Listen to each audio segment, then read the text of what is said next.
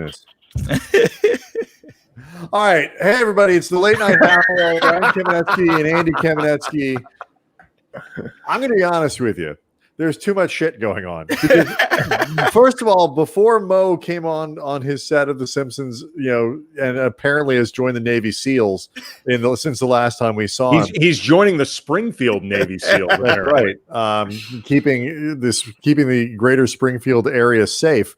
So the news was breaking before, and Andy and I were trying to figure out, and this is among the most 2020 things ever, whether or not Trump broke the news of him having COVID and the first lady having COVID, or if Shams did, because the tweets came at all. I'm telling you right now, all of NBA Twitter thinks that Shams broke this story. And I can't tell by the timeline. I don't think he did, but this is the world we live in right now, where we're trying to figure out whether or not Shams broke the news that the president has COVID-19. Anyway, honestly, how you doing, Mo? Honestly, I feel like a schnook that I didn't just immediately tweet this out, because maybe if we had beaten Shams by 10 seconds, Brian, the entire perception of us could have changed if we had just tweeted out. Because Shams didn't even say sources say or whatever. No, he just said it. That's what I'm saying. Yeah, right. Which leads me to believe that Shams, and due respect to Shams, he's great at breaking news. I think all three of us would agree he's fantastic at it. I am led to believe that since there were no sources attached to this, that Shams was just repeating what the president said about him and the first lady. Right. But he left just enough wondering, and because Shams is a newsbreaker, there's some ambiguity. If we tweet this out, Brian, does anybody believe for a second that you and I managed to somehow get this scoop? So, Andy, you did once break that Trevor Ariza suspension story. I did once break a story. Yeah, we have broken news before, Mo. I once broke a story about Trevor Ariza when he was with the Lakers not getting suspended, and I did it totally by accident. I was calling a league official to try to get clarification about what he could be getting suspended for. And, the flagrant rules, and everybody's always confused about, whether or not intent, and intent doesn't matter. It actually doesn't matter at all. And for some reason, none of the announcers who call these games ever seem to understand that intent has nothing to do with it. But anyway, as I'm talking with this official about this situation with Ariza, all of a sudden he tells me, well, look, Trevor's not going to get suspended. It just came down. And I'm like, huh. I'm like, is it okay for me to say something? He's like, give me 15 minutes. And then if you want to tweet this out, tweet it out. It's fine. So I may have broken the story about Ariza. The one and only Cam bomb. Perfect. It's what, you know what? There are few, but the accuracy. Yes, it was totally 100%. It was totally accurate. It was sourced, and it was by accident. So there is just a tremendous amount of stuff to talk about, from the NBA Finals to Doc Rivers going to Philadelphia, which means that Mike D'Antoni is not going to Philadelphia, to Kyrie Irving apparently is one of 13 head coaches in Brooklyn. It's just sort of this very hippie style collaborative thing they've got going there. But I think the lead story we got to focus on first is what the hell happened to your mustache? Man, it sucks. I was cleaning actually the scruff around here, right? Like the beard and things like that. And I was cleaning this area and my hand slipped.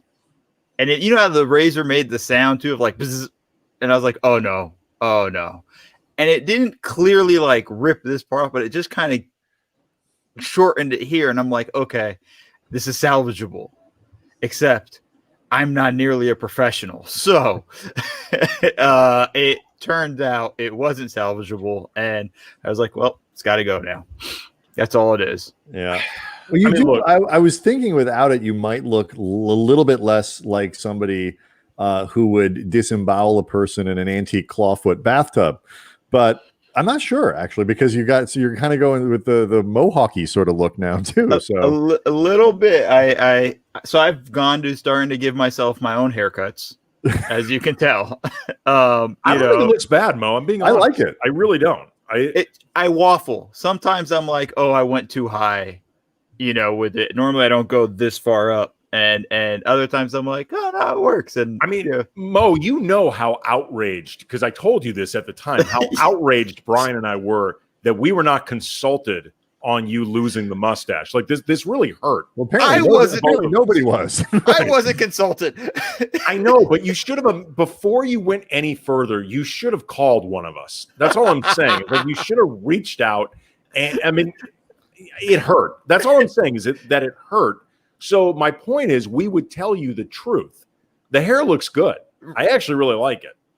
Thank you. I'm so far I'm okay with it. Every now and then I'll bust out a hat if I start to feel self-conscious. Oh, no, don't do that. Own it, Mo. Nothing else. It makes you that much more aerodynamic when you go on your runs, which you post about, and they're inspirational. It hasn't improved my run since I got my haircut. Like, my pace has gotten a little bit slower. I'm like, come on, man, where's the aerodynamics coming from? That's just the sadness. That's the lingering sadness over the losing the mustache. That's true. That might be it. Thought just popped into my head really quick before we moved purely onto basketball, because we were talking about, the president of the United States and the first lady testing positive for COVID. The debates are supposed to be going on next week. Could you do something where Hunter Biden debates Don Jr.? Oh, like if people are looking for something, it's a terrible idea. It is a terrible idea. It is a genuinely awful idea. These things have already been derailed and debased so far as it is. I don't even want the other debates. I don't either. I purposely made a point of like, I'm out. I'm not watching the debates. I can't do it. This is too much. And like, I would get messages from my friends. Can you believe? I'm like, nope, because I am watching Fargo. That's it. Oh God, I gotta watch. I'm 2 episodes behind. Please. I'm not caught up. I'm a full season behind. Okay. Because I'm ready for the new. I've got the new ones on the DVR. I just haven't watched them yet. Yeah, so I'm on season 3 right now, and so I'm ready. Like, I'm gonna catch up and go. That show is so great. I'm mad it took me so long to get there. I really love the second season, except for the season's great.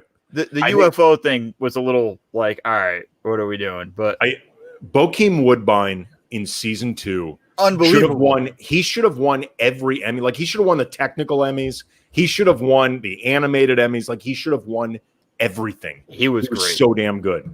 It was unreal. So, I mean, man, like, I'm happy to have caught it. But for me, I'm like, I'm not watching either debates. So if this leads to cancellations of debates, I'm all for it. It probably will. I mean, I think it actually right? is going to. And I mean, it's the right idea. You really should not be doing this. It does seem that they've put the timelines together, and the president did beat Shams in breaking the news of his own COVID by just a minute, but not by much. My guess is Shams had a typo in the original tweet and had to go back and fix it, and that's how Trump was able to beat him to his own news. See, if that's the case, and this is something Brian and I could have told Shams a long time ago, professionalism is overrated. Get the tweet out as quick as you possibly can. It's amazing. And my phone is going ballistic now with everybody with the news. I imagine you guys have the same thing. I mean, look, this is this big one. 2020 is a big deal. I mean, it's huge. It's huge. It's a very big deal. I mean, obviously, and the tentacles of this in terms of the amount of people that the president is around, this could potentially lead to an outbreak of sorts, at least in his immediate orbit. I mean, it's actually quite serious. I mean, doesn't Vice President Biden at this point have to get a test too? Because there are, I would think so. Yeah. But even Biden, because that's a debate. Right, yeah. I would think he has to. And has to start thinking like that would be. Well, man. I saw actually, and I don't remember the name of the doctor that Don Lemon was interviewing, but this is when the news that Hope Hicks had tested positive, and that the president and the first lady and presumably other people were getting tests and we're waiting on the results. He was actually saying that he thought Nancy Pelosi should be, super quarantining just between, the people she's been around and her age. I mean, Nancy Pelosi is what, 87 or something like that? I mean, I don't think she's that old, but she's old. Am I thinking of Dianne Feinstein? Dianne Feinstein is that old, yeah. Well, Pelosi's in her. I would think she's in her 80s. I just don't think she's 87. She's 80, exactly. Damn, Nancy Pelosi looks good for 80. That's impressive. Good job, Nancy. She's a spry 80. You go, girl. I wouldn't have ever guessed she was 80. Mo, she also posts the pace of her runs when she goes too, and I got to say, she's moving a little quicker than you are lately. Not surprised. Not surprised. Yeah, but I mean, I'm still sad. I still have sadness, Brian. It is actually, it is pretty serious, and there are going to be a lot of people who are going to rightly feel the need to get tested. I mean, the amount of people that the president is around every single day, it's massive. Just everybody's got it. I mean, he's a super spreader in the sense of just the amount of people he comes in contact with. And this isn't an insult in any way. It's just the reality of he comes in contact with a lot of people. These are weird, Mo. These are weird times we live in, and they just keep getting weird. October 1st, the president of the United States got COVID. Like, what's next in the pool? Like, I'm waiting for Godzilla. But again, and how did we react as basketball people? Trying to figure out if Shams broke the story. Because it's the most important thing for us. Let's just be honest. That's really what we can. If Shams broke, had he done it, how does Woj react to that? If Shams breaks that story, what's Woj's reaction? Woj is just sitting there going like, seriously? Like, what? Now I got to start working on my DC connections? If anybody would be like Sopan Deb or somebody like that who actually used to cover politics. He covered the Trump campaign. He now covers basketball for the New York Times. You figured it'd be him. Yeah, that's unbelievable. That's amazing. Okay, we got to get to Doc at some point, and we've got to get to whatever this experiment that Kyrie Irving seems to be outlining in Brooklyn is going to be. There's a ton going on in the league, but we're also in the middle of the NBA Finals. And finally, it did start, and it couldn't have begun any worse for Miami. Not just the score, but what happened. They lose Dragic. Probably. And they lose Adebayo. Both those guys are probably out for at least for game 2. This thing is kind of over, right? If those guys can't play. Yeah, it's really difficult. Like, I picked the Lakers in 6, assuming Miami was fully healthy. And I just don't know how they can score. I mean, forget about just the defensive end. I just don't think they'll be able to create enough offense to keep up. And that's if the Lakers don't even shoot as well as they did in game 1, which I thought was a bit of an abnormality. I was going to say they probably won't. I mean, they didn't even sustain it through the whole game. They regressed by the end of the game. They were back to normal. Right. Yeah. Like, 11 of 17 at the half, I think it was, and then 4 of 20 something in the second half. And I'm like, yeah, that's the team I know. Right. In the second half. And so I just don't think Miami can keep up with that. And it's not a shot on the other guys. It's just that's how important Dragic is. That's how important Bam is. And, with Bam gone, I mean, they were struggling to guard AD with Bam. Right. Now with him gone, it's like, good luck. Now Myers Leonard's going to play? Yeah, seriously. I don't even know if Myers Leonard at this point has warm-ups. I mean, has he even played in the bubble? He played in the seeding games, but I don't think he's played at all in the playoffs. Okay, this actually gets to a question that I had planned to ask anyway, but I think it's teed up pretty organically. Between Bam and Dragic, who do you think is more important for the Heat? Like, who can they afford to lose less? Probably Bam. That's what I think too. And it's because he's kind of his ability to roll creates gravity, and some of it is. You got to pull in, which opens up opportunities for threes. If you don't pull in, it opens up the lob. And I think that's just kind of the issue there defensively. He's the only guy that has a chance that can really guard AD. We saw what happened when they played the small guys against AD. He ate him up, and they double teamed him, and they double teamed him and sent Duncan Robinson to go double team him. Like, he's not feeling that. Like, that's not an effective double team for him. So, I think they're just going to run into a lot of issues. For Miami, my game plan would probably just be like, I'm going zone and I'm packing the paint, and let's see if the Lakers can outshoot us for 3 more games. Yeah, I mean, it's funny. Like, I think you guys are right. It's definitely Bam. Although I think Dragic has been completely overlooked in the kind of what's made Miami so good in this postseason argument. But at least they have a guy you can put on the floor who at least plays the same position in the same kind of way as Dragic does. He's not as good, but like, they have another point guard. They don't have another person that can pretend even to do what Bam does. I mean, that's part of the problem here. Like, they don't have any size anyway, and now you take their size and strength away, you're left with Myers Leonard. Yeah, it's just issues across the board. I think that's going to be the ultimate. That's why if Bam's not able to play, like, that game's a loss. I just don't think you'll be able to win that game. And if they go down 2-0, Andy, Miami's not going to be even a full complement of Heat players to beat the Lakers 4 out of 5. Tall order. Yeah, I mean, it really is. I had my prediction heading into this was Lakers in 7, and I was really confident about the Lakers. But by definition, anytime you predict 7, you're giving the other team a chance. But Miami would have had to play, at a higher relative level than the Lakers to push it to 7, in my opinion. Mm-hmm. And, just having to play at least one game without Bam and Dragic, which sounds like it's going to be the case. They're both officially listed as doubtful, and it's rare when guys go from doubtful to playing over the course of 24 hours.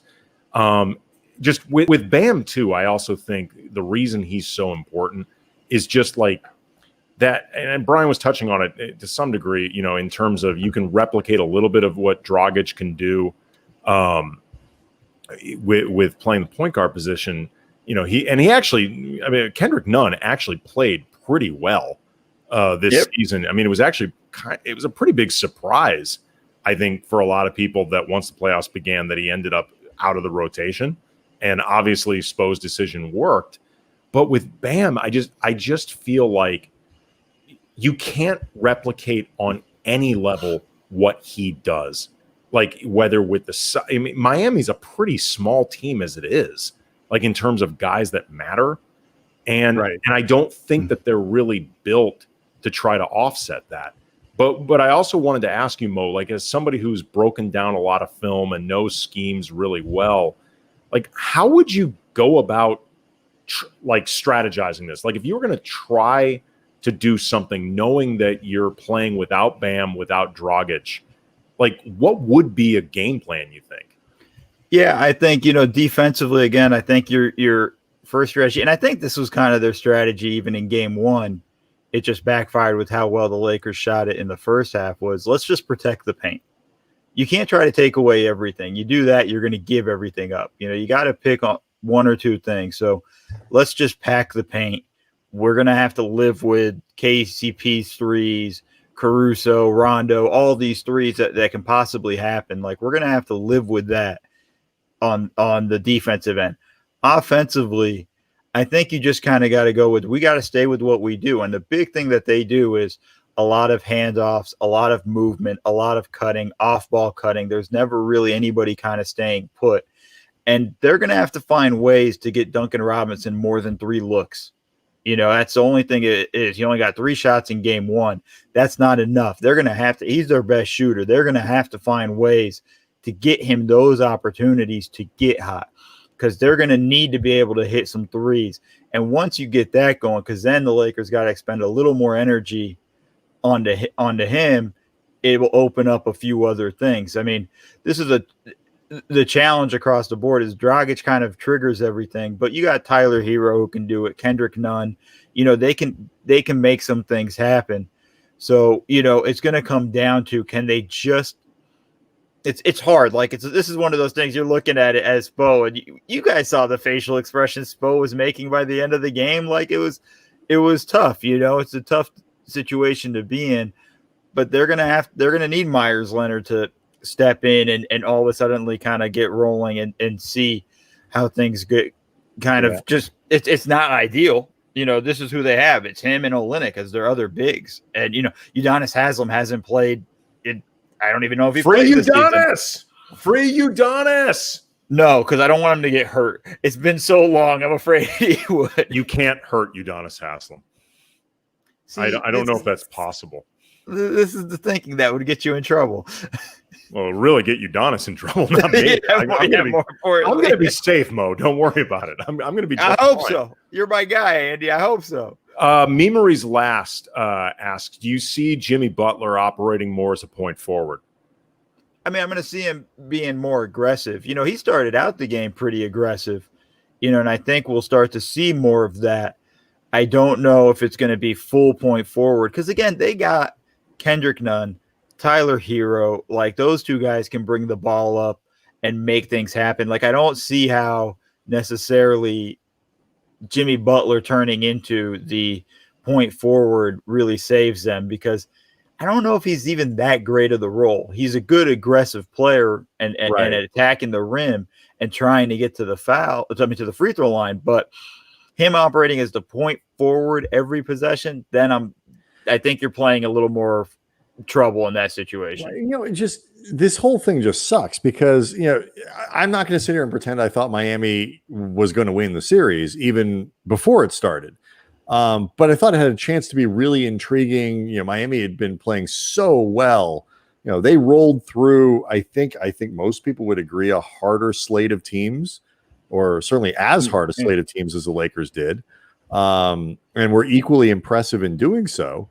And like you have this situation where it's like, okay, they're definitely less talented, but you have Eric Spoelstra and you've got like, this could have been really cool. And it got ruined really before it started because the Lakers aren't going to get complacent. Like, they're not going to overlook this, and none of those things are going to happen.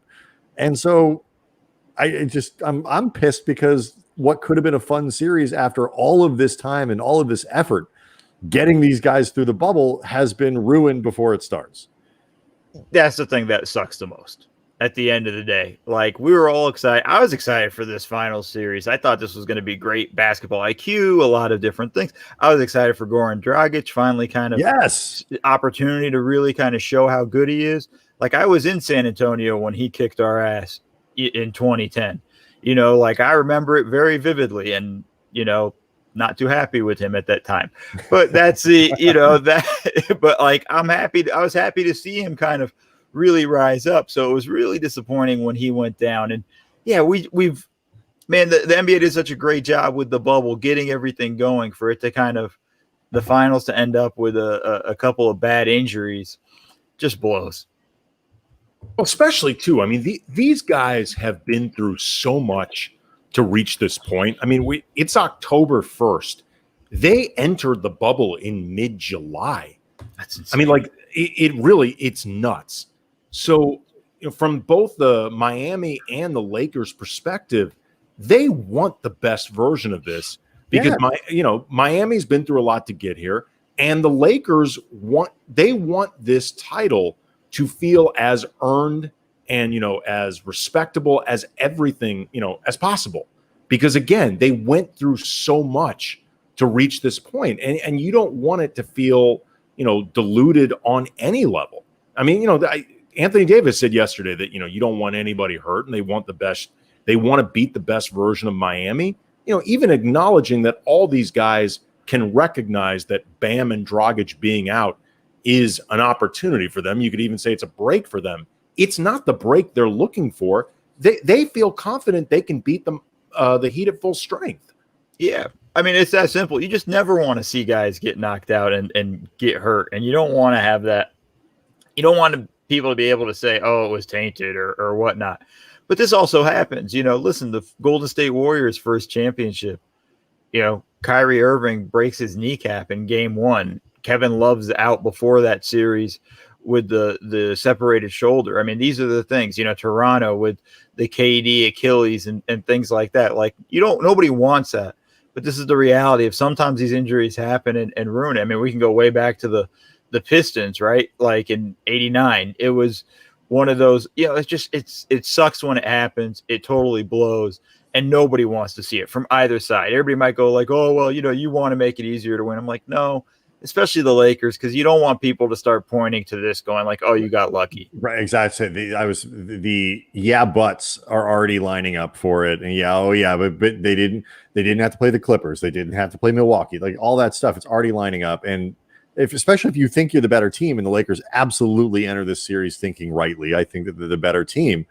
You don't want to cheapen that way, and people will try with LeBron, with AD, with whomever to, oh well, this ring doesn't really count.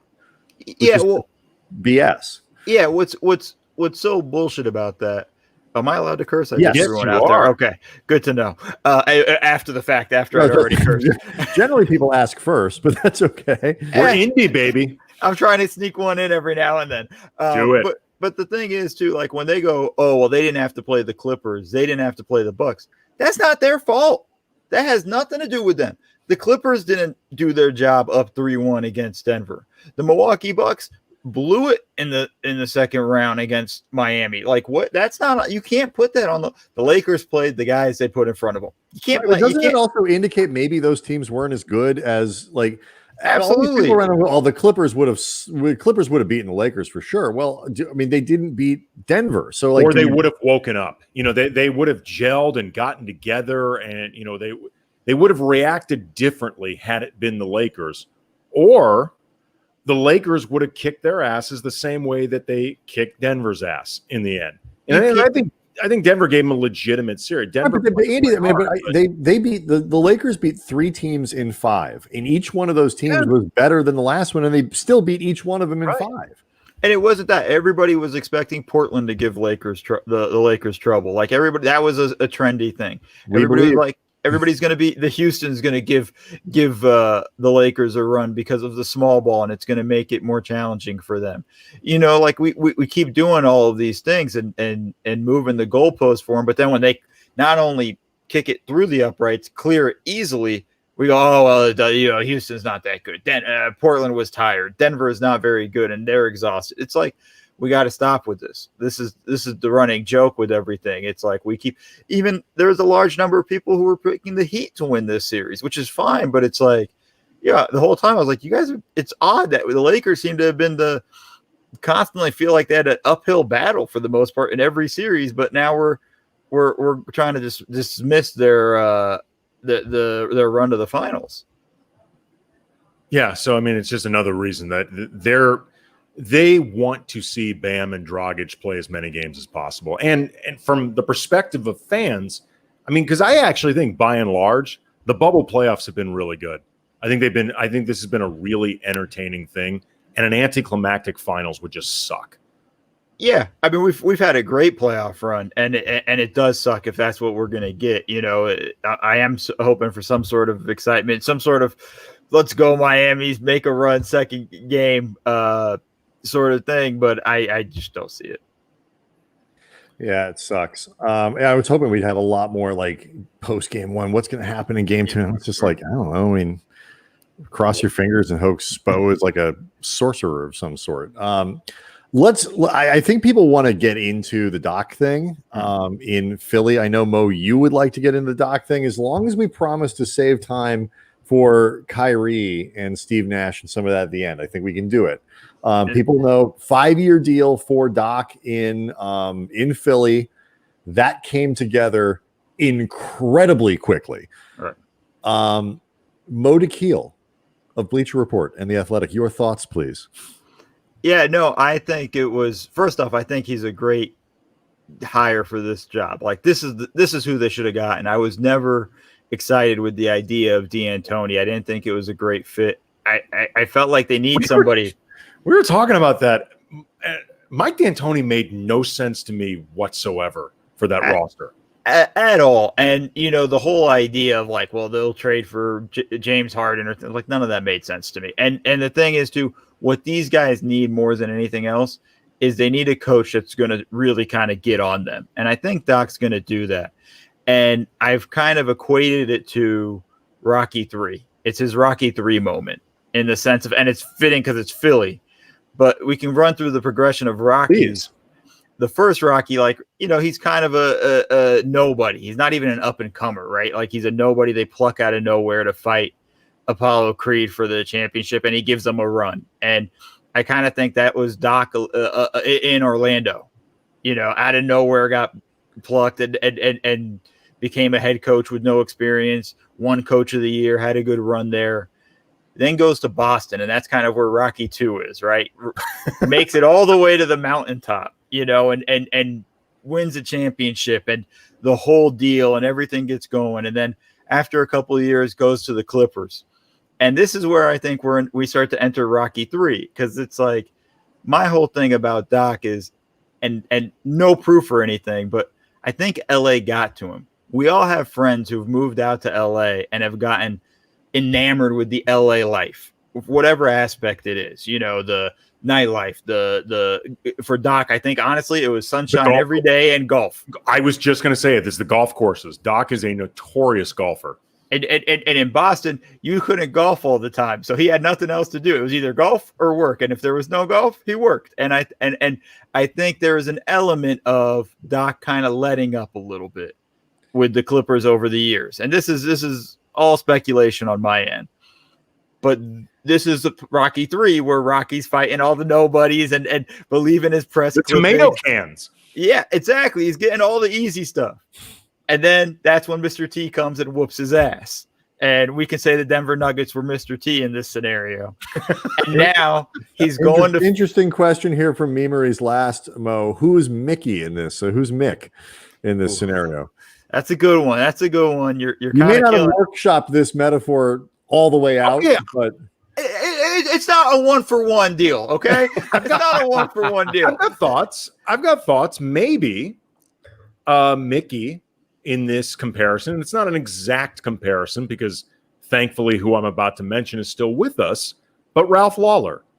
There we go. Ralph Lawler, older legend in that world. Ralph Lawler is a legit, he really is the greatest Clipper of all time. Yes. Ralph Lawler. Is he Jewish? Mickey was Jewish.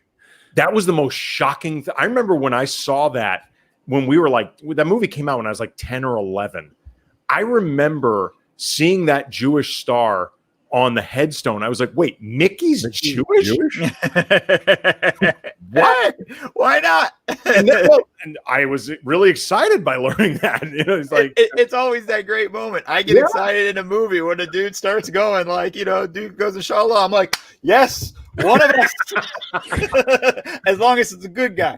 But it's instantly became one of the great Jewish sports legends. Just it's a fictional character that was completely irrelevant to his character in any way, shape, or form. But we were like, we got him. Yeah, I was like, Mickey's in the tribe. That is fantastic. But I think Ralph Lawler, because I'm sure that Doc sought some type of perspective about what it was like, rejoining the Clippers, or maybe he just went up to Ralph and said, "Hey, is it still as bad? Yeah, any better?" I'm sure Ralph was the barometer of what it's been like and what it's like now. But I think also the move to Philly is kind of the scene where Rocky goes to LA, starts training, montage, starts getting ready to kind of show everybody, because there was a lot of talk all of a sudden when he got fired about how Doc's overrated. It might be Doc kind of coming back here a little bit. So now, you got to watch out, Philly. Okay, let me throw this one at you, because this is my concern, because I think we all can agree, Doc Rivers is not a guy you associate with a particular style. He's not Doc Rivers is a leader of men. This is what he, and I couldn't even begin to tell you what is Doc Rivers' coaching philosophy on either side of the ball. I don't know. I'm not sure there really is a concrete answer to that question. He's there to guide Simmons and Embiid in a way that makes that a cohesive thing again, because you go back 3 years ago, and it's probably related more to the personnel, who was around them. Those two guys were unstoppable on the floor together. This year, they were basically even in terms of a net rating, the two of those guys together. What if this is a little bit more like a Rocky Balboa type situation, or Rocky 5? It would really be Rocky 5, right? No, yeah, 5, where he trains in Siberia. Tommy Gunn. Tommy Gunn. Not Tommy Gunn. Yeah, Yeah. Rocky 5. That's Rocky 5. Okay. I'm a little worried about that. Like, because that's a terrible film. I've completely blocked that one out of my memory and no longer like to acknowledge that it exists. It's bad. It's really bad. Now, he terrible. wins in the end. Doesn't Tommy Gunn win in the end? He wins the belt, but then because he's not getting the proper, it's actually a very KD type thing. He wins the belt, but is not getting the respect as the greatest fighter of all time, and actually goes into a street fight with Balboa, and I believe loses. He does lose, and then the fake Don King tells Rocky, "Don't touch me, I'll sue you." And then Rocky says, "Sue me for what?" and belts him. Yeah. Right. Okay, so I guess in this scenario, Philly wins a title, but it breaks up really fast after that, which they would take. But you understand what I'm getting at? Like, he's being brought there to work, make these two guys work together, and make this relationship work. And some of it's out of his control because a lot of it depends on the personnel that's around him, and that is a team with some massive structural problems. But one thing too, Brian, I'm sorry to interrupt, but another thing too, Tobias Harris's best year as an NBA player was under Doc. Good point. And so now he's going to get to coach him again. And that's a guy, because of his contract, they have to get something out of him. And now they have the coach that knows him, has been able to get the most out of him in the past. So there is a little bit of comfort there. And you're right in the sense of he's not going to be able to make Ben Simmons and Joel Embiid get along, but he is going to be able to kind of start bringing a little more discipline to the organization and to the team. And that's something I think, and I love Brett Brown, he's my guy, but that's just something I don't think he really did a great job of over the years with those two guys. And there was a sense of entitlement and privilege amongst those guys that I think Doc's going to be able to start pulling from them and start saying like, no, you guys got to earn this again. Okay, I'm glad that you brought up Brett Brown because I was thinking, the search for the Clippers head coach is still open right now, and by most reports I've read, Ty Lue is the front runner, and that makes a lot of sense. I think he's probably got the best resume of anybody on the market right now, and I don't think there are a lot of strong choices. But in terms of just settling something, if the Clippers hire Brett Brown and basically switch coaches, that could really reveal a lot about whose fault it was that both of these teams totally crapped the bed. What do we think about this? It'd be interesting. I'm not excited about it for Brett. I don't think, and it's not has nothing to do with Brett's coaching style or anything like that. This is a great and terrible job at the same time. This Clipper job is. It's you got a high possibility. Hey, we got this potentially coach's best team, a ton of talent. Kawhi Leonard, Paul George. I don't think Montrezl Harrell or Lou Williams will be back. I think there's still a lot more changes with the roster that are going to happen once the offseason begins. But the expectation is what makes this such a difficult job. The expectation is you got to win a championship right away. And I think, honestly, Brett might need to take a year off. Maybe even go you know what I would like? Brett to go be the assistant there. Yeah. And I'm not sure how much experience with the Clippers. If they bring in Ty Lue, do you think Brett Brown goes and gets another head coaching job right away? Is he the kind of guy that was like well respected enough in that role? Because I feel like the perception is he was great for a youngish team that you need to kind of guide and bring along. But when the expectations of that team weren't good, weren't met when they were good, like everybody looked at Brett as the wrong guy. Like the way Kenny Atkinson might be viewed as. This is Loud Sound 21 actually asked this question. And this is something that I was wondering about. And I was reminded when I was reading a column, I think it was in the Ringer today, talking about some of these different coaching candidates. Why is Kenny Atkinson not getting any attention on any of these jobs? Yeah, I thought for a while, I thought he might have had a chance with Chicago. I thought that would have been a good landing spot. I think Kenny would be interesting in Oklahoma City, with the young group in that sense. It is surprising that he's not hired anyone yet. They haven't, I forgot, and I think that's something that's like even Indiana would be interesting with him. I think there are opportunities there. There's always stuff that we may not necessarily know how things went down in Brooklyn and where fault may lie so much with Kenny, or where there might have been issues with Kenny. I think ultimately he's going to be a head coach again. And I think, Brian, to go back to the original question of Brett Brown, I don't see him getting the head coaching job right away. Right. In the sense of, like, look how quickly Billy Donovan got scooped up. Forget Doc. Doc's a outlier. 4 days, got fired on Monday afternoon and got hired Thursday afternoon. That's pretty freakish. But, Billy Donovan wasn't on the market long. He was parted ways with Oklahoma City. Boom. Ended up in Chicago, I think, within 2 weeks. And we haven't seen Brett's name kind of circulate anywhere. And part of that is how that team lost, and the way they looked all year just looked bad.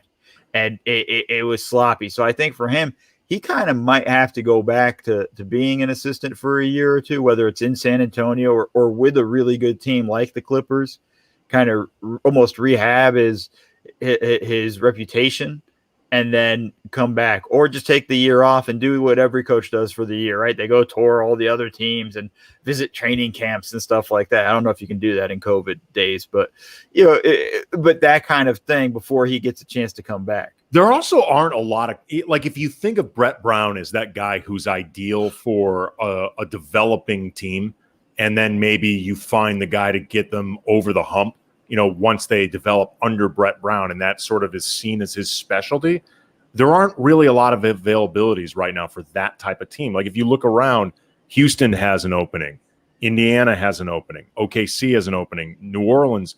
These are all teams with, playoff aspirations. They've either just been in the playoffs right now, or like New Orleans, had Zion not been hurt for half the season, New Orleans would have made the playoffs. Right.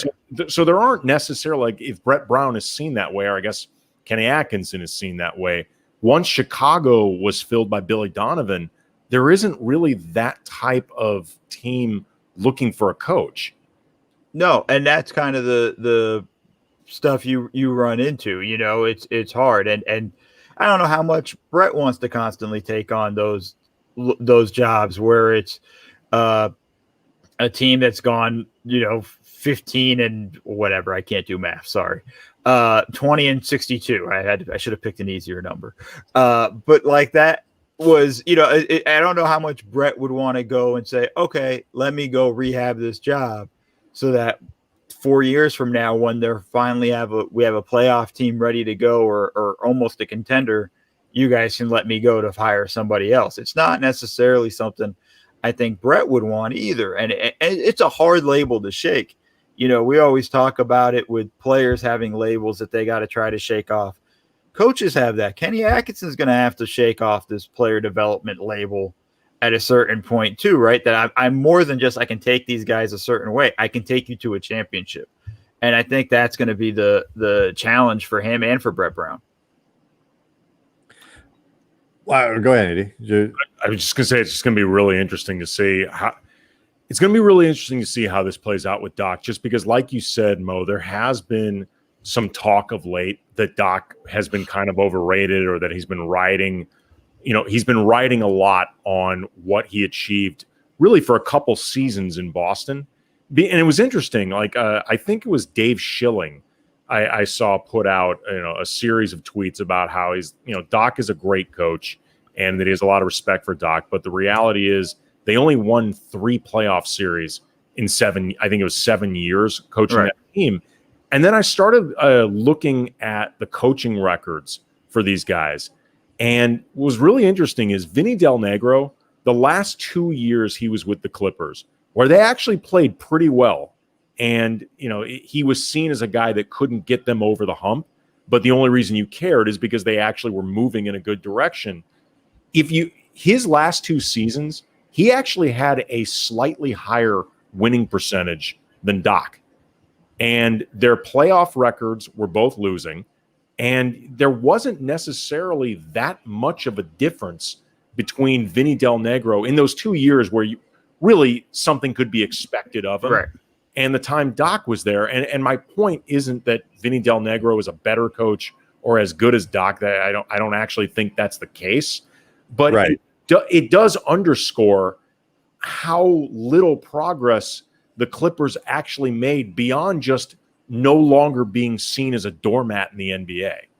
It's not even that. They also had a whole turnover, right? It was a whole different team too in that span. Doc got to coach the team that Vinny coached, and I used to tell people, that he never taken it further than Vinny. He got to the second round and got knocked out, and that was it. And then they had the turnover, and now this year is the next year they made it to the second round. It's not a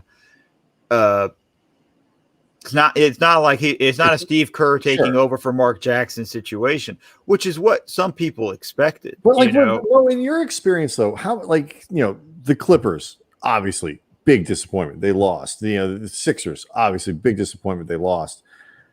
How much of these things are related to the coach? Like how much does a coach make a difference in this, in these equations? I mean, I know it can be a hard thing to quantify, but is Doc Rivers way quantifiably better in terms of he gives you an extra 5 or 10 wins a year more than Vinny Del Negro, or is it like what makes these guys who are supposedly that good?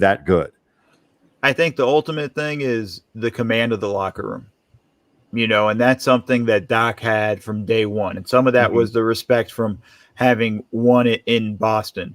I think him coming to Boston, he was still relatively young and not too far from his career and stuff, but was able to relate with, at the time, Paul Pierce and Antoine Walker, right? I'm not sure if Walker was there or not at the time, but when Doc first got there. But it took a level of, he was able to come in with that kind of experience and having been through it in Orlando already, right, and things like that. And, it's not a shot at Vinny. It's just, I was there, Vinny just never fully had the whole locker room.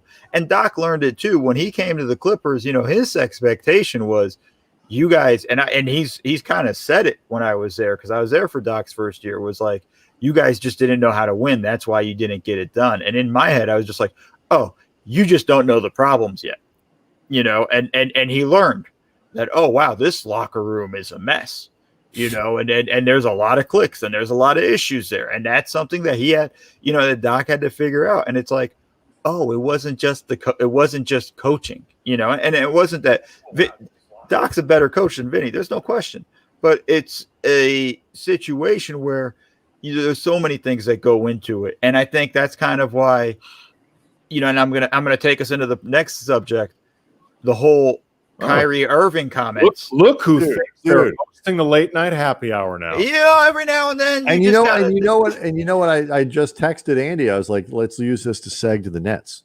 I know these things. Like, it's Mo. Get out of our heads, Mo Dakhil. I'm with you guys. We're family. That's it. We're family. Love it. But like, that's kind of the third Kamenetzky brother, Mo Dakhil. Yes, Mo. I left it blank. I just put Mo blank. That's why I was hoping to get the Kamenetzky. I think we can actually amend that. There we go. But yeah, the quotes from Kyrie today, and I imagine you guys will read them, but that stuff was just kind of asinine. It just didn't make sense to me. I kind of understood what he was trying to say, but it was just like, him and Katie trying to say it's going to be a collaborative effort. Yes, it's going to be a collaborative effort. Guess what? Every coaching job's a collaborative effort. All the way down to Pop, who I think is the greatest coach of all time. Talks with his guys. What play did you like? What did you like? What did you see? What are they doing that you think is, why did they do this? Why did they hurt us? Where are we struggling? And things like that. That's a normal collaborative thing. But at the end of the day, when it's timeout, game on the line, and the coach has got to draw something up, if Steve Nash is handing the clipboard to Kevin Durant in a playoff game, that's a problem. Yes. Even if it's his day to be the coach, Mo? I don't know the designation. Like if it's a Wednesday and that's KD's day. Well, like, what if it's you got to give Karas a day here and there? I mean, an up and coming young guy. I mean, he's a good player. You want to keep him happy. Only coach 7 days this entire upcoming season. I mean, I'm just curious. Are they going to have a conch? Are they going to share a conch? Like, is this going to be you can only speak when you have the conch? Like, for people who are unfamiliar with the exact quotes, Kyrie Irving was on a new podcast that I guess Kevin Durant just launched called The Etceteras. And he was talking about Steve Nash, who was frankly a pretty surprising hire for them. Like, not that I don't think Steve Nash could be a good coach. It just nobody really thought he was even interested in doing this. Like, it was pretty out of left field. But he had said, quote, I don't really see us as having a head coach. KD could be a head coach. I could be a head coach some days. And Durant followed it up by saying it was a collaborative effort and that Jacques Vaughn could be someone that fills in. And further from that, Irving said, we always heard and saw how Nash was as a player, but also when you get to know him as a person, you understand why he can coexist with us. We don't need someone to come in with their coaching philosophy, change everything we're doing, change up the wheel, and we're going to start running on the first day of practice. No, I want somebody that's going to understand that I'm a human being first, I serve my community first, and then basketball is something I come and do every day because I love. That's no disrespect to Kenny or any of the coaches I played for. It's just Steve coming in this moment and following up with putting us together, a great coaching core that was going to make us more successful. The word that stuck out to me more than anything was coexist, because coexisting is, generally speaking, something where there is a degree of negativity to that relationship. Like, coexisting is not typically the word people use for a positive relationship, and maybe that's just the wrong. Like, the part that stuck out to me was the part of like, I mean, a person who understands that I'm a human being first. Some of this, it's like, okay, I get. I mean, oh yes, you are, but like, that sounds like Kyrieing, which makes him a very hard guy to coach. I don't think there's any question about that. Yeah, no, this is a headache if you're a coach. This is a difficult situation. I understand the desire from Kyrie of I'm a human being. I'm not just a basketball player. And that's 100% fair. And I get that. And that's perfectly fine. And that's what when I was working in the league, people used to come up to me at, parties or whatever going like, what's Blake Griffin like? I said, he's a normal person. He has good days and bad days. What's CP like? He has good days, and he's just like us, guys. It's that simple, and that's kind of what these guys want to be respected as. What's Dave Dufour like? Oh no, he's absolutely nuts. He's a psycho. What's a good day for Dave Dufour? Any day he gets to work with wood. Really? No, he does post a lot of pictures of like furniture making and stuff. He just did a whole table and stuff. Either that or work on his van. And yeah, for all the van jokes we've made in the past about me, he actually has one. I gotta say, Dave Dufour driving around a van would be intimidating as shit. Like that's an unsettling image. Yes, it is. Dave is an intimidating look. He's a great guy, but he's an intimidating looking guy to begin with. Dave Dufour in a van, like, would scare the living shit out of me. I'm not gonna lie.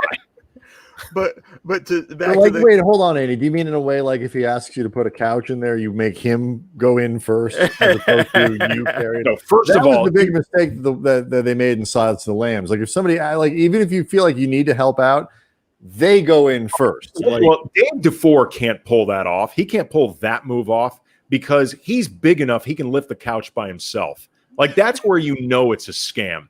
Dave Dufour is like a horse. That guy can pick up a couch and just throw it into the van. Like he doesn't need my help to do that. This is too much Dave praise of all this stuff. Even though we're kind of slightly calling him a serial killer, he is. But it's also like this is still too much for me to handle. Slightly calling him a serial killer. Mild implication. Every once in a while, because people know by now we like to tweet out stuff during the show and this and that. That was a very inside baseball Dave Dufour specific tweet that we just put out. But I think he'll appreciate it. He'll enjoy it. But the Kyrie stuff, it's like, look, that's the thing we're talking about. When a coach comes in, it's commanding the locker room. It's showing calmness. It's showing that like this is our leader. These guys are going to be the leaders on the court, but they got to trust the guy on the sidelines. who's drawn up the game plans and things like that. Like, here's the honest thing is I don't think they understand how much goes into coaching, and I don't mean that as a shot. They've been through it. They've been coached. But in the same way as, when I worked as a video room guy, some of these guys didn't know necessarily what I did. They just thought I hit a couple of buttons and boom, that was it. And I was gone out of the office. Porn. Yeah, and I was out of the office by noon, or whatever. But like they didn't understand some of that I was there and I've slept at the office some nights or things like that and grinded. Like it wasn't just kind of as simple as they thought. And I think they have a very simplistic view as to the importance of coaching, and they're looking at it at just the four of them. Just looking at it as KD and Kyrie and Steve Nash, and to a degree. It was nice that KD threw in Jacques Vaughn, but like I almost feel like Jacques going to have to do the whole group project by himself. The thing is, they're not looking at their other teammates. Right. Like, how is Careless LeVert going to look at it in a situation when these guys are yelling at him and he's not the one that blew the coverage? How is Spencer Dinwiddie going to handle it? How are the two of them going to handle it when they argue with each other? Because teammates do. It's going to happen. The two of them are going to argue. How are they going to handle it? I mean, I don't know either one of these. I've had very little contact with KD or Kyrie over the years, and I don't claim to know the guys that I do cover in any meaningful way. It'd be incredibly arrogant on my part to talk about it like that. But just looking at it on the surface, like these do not seem like two easy guys to coach, particularly in combination with each other. It's not. It can't possibly, based on what we know just of KD and how he reacts to stuff, and the way Kyrie reacts to stuff. And he's an interesting guy. I think he was correct in a lot of his messaging about some of the stuff around the bubble, and he had a lot of really valid things to say. None of that means that he's an easy guy to actually coach when it gets down to playing basketball. No. That's what's made it so odd when the two of them paired up. I was just like, oh wow, this is going to be interesting. In those quotes or somewhere I heard, Kyrie's talking about, we're going to run the 1-3 pick and roll. I'm like, Katie doesn't set screens. You're going to run a 3-1 pick and roll because you're going to be the one setting the screen. I hope you know that, Kyrie, because that's what happened in Golden State. Like, and Curry had no problem setting screens. Are we going to have an argument between the two of them of who's setting screens for who? Like, what's, simple stuff. Well, it's a weird thing also to be saying about your new head coach that everybody knows, as respected as Steve Nash is, rightly, as two-time MVP, Hall of Famer, brilliant basketball mind, he's never done this before. So obviously there's going to be a learning curve for him, and Steve Nash has said there will be a learning curve for him. But when you make statements about how, he's in some ways essentially going to be the co-head coach with, four guys who've been named so far, but, right. Who knows if Karis LeVert or, a re-signed Joe Harris or DeAndre Jordan. Like, if I'm Jamal Crawford, I want to get back there just because I can sort of launch my next career while I'm still a player, like player coach Jamal Crawford. That's a statement that can feel undercutting right off the bat. And there's obviously like a collaborative effort to a lot of the, being around the Lakers this year. Frank Vogel has been very open about getting LeBron and Anthony Davis's feedback on a lot of things. Rajon Rondo is somebody whose feedback matters. And that leadership style in terms of collaboration has extended from LeBron down towards the rest of the roster. He's made a point of giving all of these guys voice in that locker room and a presence that actually matters. But there's a difference between Frank Vogel seeking out the opinion of LeBron or AD or Rondo or those guys feeling like they're empowered enough to say something to Frank Vogel, even maybe in front of the other guys, and what we saw from LeBron in whatever it was, 2016, 2017, or 2015, whichever year before with Blatt, when he said, I called the playoff. I called a new play. And despite the fact that LeBron was 100% correct in calling that audible, David Blatt was done at that point. Like, he was absolutely 100% done. And you've got to be careful how you go about doing that stuff. Yeah, it's a collaborative effort, but ultimately, at the end of the day, it's got to be the head coach's decision. That's why he gets paid. That's why the Nets paid him. If it's one of these things where they wanted to do this whole creative stuff, cool. Get a player coach. I don't know how it would work, but make Kyrie the player coach or KD. It's all of these things. That'd be like weird. It would be very awkward. But like the whole thing would be, like with the idea of, like Blatt's failing a lot of times was he wouldn't listen to the guys. That was one of his big failings. And that's something that, and that's why we had these instances where LeBron would call off a player, things like that. Listen, great coaches listen to their players. Absolutely. It's taking feedback. That's all it is. Why wouldn't you, if you're Frank Vogel, ask LeBron and tap into Rondo's mind? Why wouldn't you ask AD questions of certain things of how he's feeling, where he wants stuff, and what's the right look for him? Why wouldn't you talk to your guys? It's important, and then ultimately you got to take that information and deal with it. And if that's what they're talking about, and they just did a very poor job of talking about this on this podcast, and maybe it is, and it's possible because they ain't the greatest communicators. If there's a lot of misquoting, just a lot of misquoting amongst them. If that's really what they were trying to get across, okay, then we need to work on our messaging and how we do that. But it doesn't know that get back to what you were saying before, but and this is what Phil Jackson was. Phil Jackson's brilliance as a head coach was locker room management and star management. It is not easy, oh yeah, you have LeBron and AD. It's easy. You roll out the ball, you go win a title. And to some degree, yeah, I get what people mean by that. It's a talent-based league, and you win if you have the two best play. If you have two of the, Anthony Davis is playing arguably like the best player on the planet right now. And, LeBron has been, no worse than like second or third all year long. If you have the two best players on planet Earth, you probably, we don't need a great head coach to go out and win, but managing that and getting from point A to point B, and particularly doing it over multiple seasons, is incredibly difficult. And, that flow of LeBron listening to Vogel and Vogel listening to LeBron and all that stuff, and taking in Rondo and taking in AD only works if those guys then turn around and give that coach credibility. And I wonder if those guys fully understand that dynamic and how easy it is to undercut the credibility of a coach. Well, that part I'm sure they know. They've been in the league too long not to know that. They've done it. They've done it to a degree.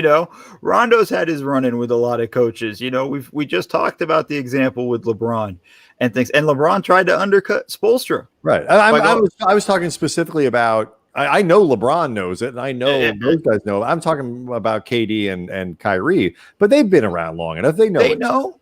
Kyrie was there for LeBron. He knows. There's no way he doesn't, and I'm sure he had questions about Brad Stevens when he was in Boston. It's not a surprise in that sense. So, I bet their intent wasn't to undercut Nash, but in the way they did all of this, it does, and it cuts him out before he even gets into it. It's not even like, hey, we're going to help him. It's no, we're just going to coach sometimes. It wasn't even that. It was just, hey, no, we're going to help him. We know he's new to coaching. We're going to work. We're excited to help him with the learning curve. That's something that's perfectly fine to say as in that situation. But to come out and go like, oh, one day I'm going to coach, and it's maybe not literal, but like it's just it's a very millennial sort of construction to like the sort of a hierarchy less. You see it. I mean, it's not uncommon in work environments now. Much more collaborative, people working together, less about titles, more about empowerment of everybody having a voice and all that stuff. And it's not necessarily bad if you are. And again, it's like day one, so it will not evolve in this thing where like Steve Nash isn't really the head coach and like there are 12 right, of them. right. But I can't imagine Nash heard this interview and was like, sweet. Right. This is exactly what I want to hear. Yeah, that word, and again, this might just be a bad word choice on Kyrie's point, and Kyrie is a legitimately weird dude who I don't think often thinks through the things that he says. I mean, it's like he's focus grouping the stuff he's saying in real time. But the coexist thing was weird because, like, there is a presumption with the idea of coexistence that everybody's just sort of making this work because they have to, right, as opposed to it works because it works. And, he had even said before, I didn't read this part of it, but he had said, I want to give a shout out to Kenny Atkinson. Some people came out and said, Kai and KD got Kenny fired. Look, that was completely false. Listen, Kenny was great for the group that he served. And I was very appreciative of what he was giving us throughout the season when we were playing. And then he said, we always heard how and saw how great Nash was a player, but also when you get to know him as a person, you understand why he can coexist with us.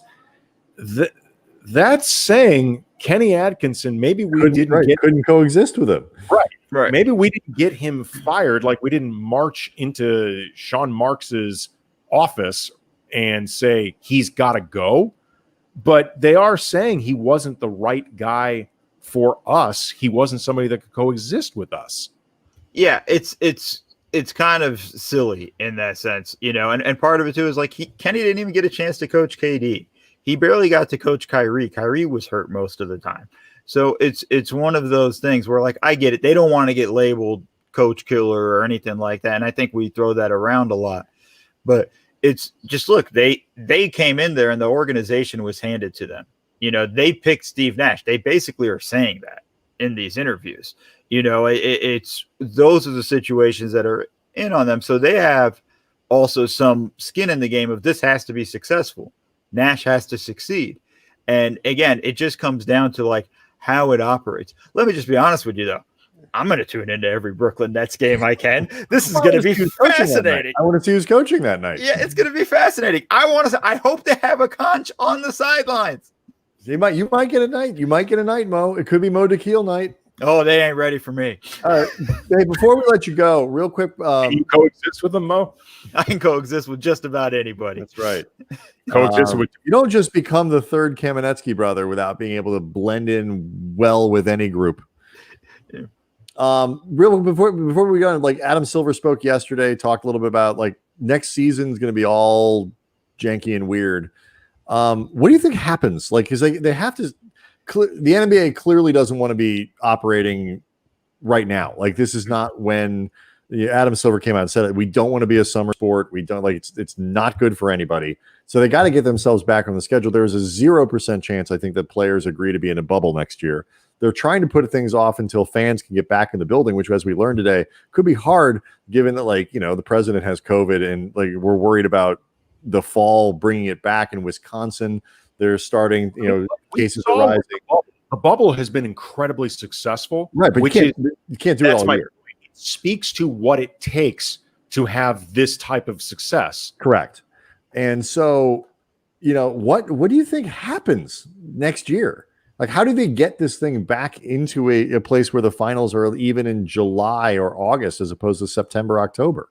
Well, one, I think we're going to have less games next season.